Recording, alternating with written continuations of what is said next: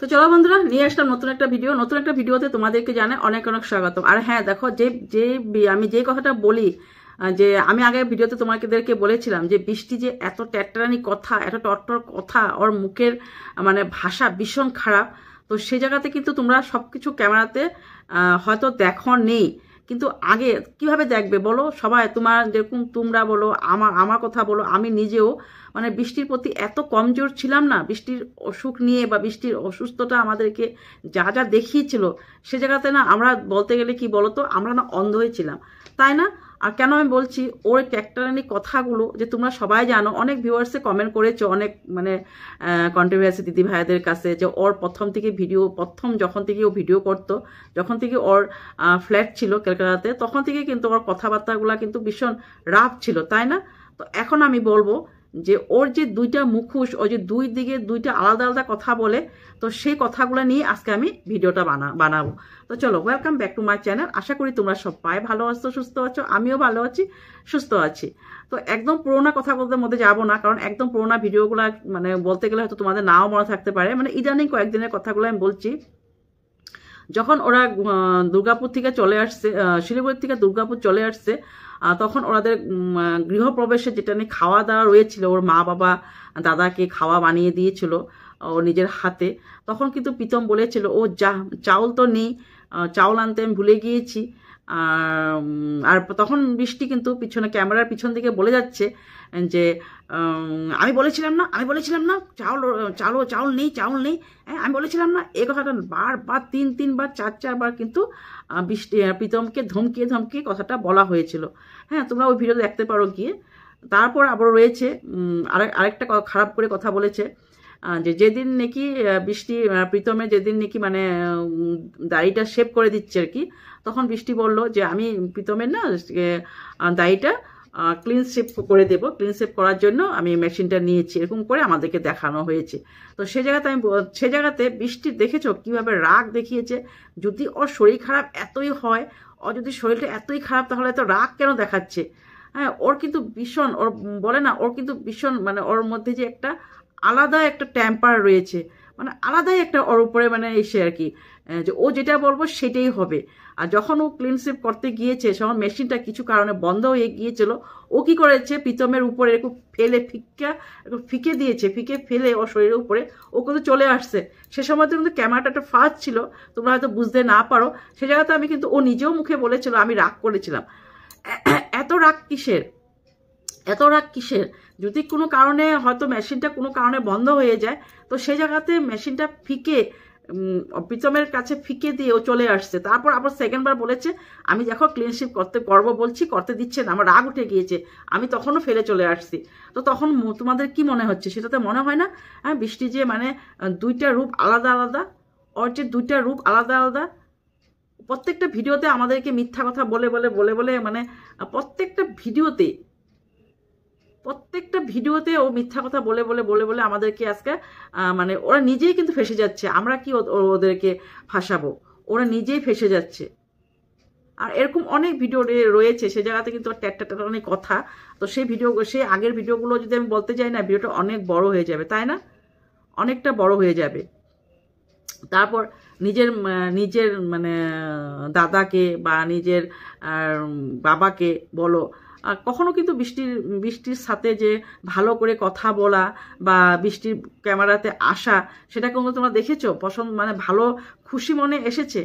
বৃষ্টির দাদা তো যখন খেতে বসেছিল গৃহপ্রবেশের দিন, তখন তো বৃষ্টির দাদা এরকম লেগেছে, মানে ক্যামেরার সামনে আসাটা, দেখো ক্যামেরা সবাই ভালোবাসে না, ক্যামেরার সামনে সবাই আসতে চায় না। তাহলে ক্যামেরার সামনে আসলে না চেহারাটা একটু হলো হাসি একটা দেয় বা হাই দেয় কেউ বা কিছু একটা করে। কিন্তু এরকম লেগেছিল, মানে অভির কথা বলছি, বৃষ্টির দাদার কথা বলছি, যখন খেতে বসেছিল, যখন মানে বৃষ্টি যখন ওকে বলছিল যে কেমন হয়েছে, মানে খেতে ইচ্ছা নেই আর কি, কোনো রকম খেতে লাগে খাবে আর নিজের দোকানে চলে যাবে। তো সে জায়গাতে পুরো বোঝা গিয়েছিল যে বৃষ্টির দাদার একটুকু বৃষ্টির প্রতি ভালোবাসা নেই।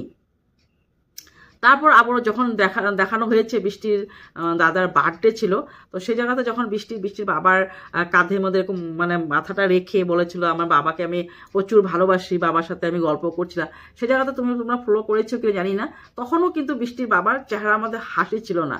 বৃষ্টির বাবা মানে ভিতরে ভিতরে মানে অনেক মানে গিল্টি ফিল করে, একটা অনেক মানে বলে না নিজেকে নিজে অসম্মান হওয়ার জায়গাতে চলে গিয়েছে। এত ভালো একটা ছেলের সাথে বিয়ে হয়েছিল, এত ভালো পরিবারের সাথে বিয়ে হয়েছিল, বিয়ে দিয়েছিল আর কি। তো সেই জায়গাতে কত একটা মানে খারাপ মানে বদনাম করে ওই জায়গার থেকে মেয়েটা আজকে পালিয়ে চলে আসছে অন্য একটা নিজের দেওরের সাথে। তো এই বয়সে একটাই মেয়ে, তার মধ্যে যাই হোক চাকরি করে, ওনারও হয়তো নামি নামি একটা মানুষই হবে। তো সে জায়গাতে ওনার মানে মুখটা কোথায় রয়েছে, সবসময় হয়তো মুখটা একটু ঝুঁকিয়ে কথা বলতে হবে সবার জন্য। তো সেই জায়গাতে সামনে আসতে কিন্তু উনি চায় না, বৃষ্টি কিন্তু জবরদস্তি মানে ক্যামেরাতে বাবাকে নিয়ে আসে। তো সে জায়গাতে আমরা ভালো করে বুঝে যাচ্ছি যে বৃষ্টির বাবা বলো, বৃষ্টির হ্যাঁ মা হলে মেয়ের সাথে তো কথা বলতেই হবে।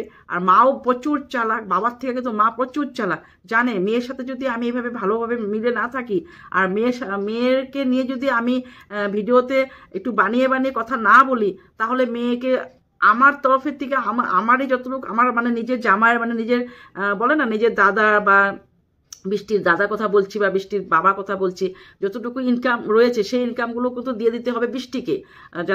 তার জন্য বৃষ্টির মা কি করেছে, ক্যামেরাতে এসে মানে যতটুকু পারে ভুল ভাল জামাই যা স্ক্রিপ্ট লিখে দিয়েছে, মা এরকম বলবে এরকম বলবে, তো সেরকম বলে।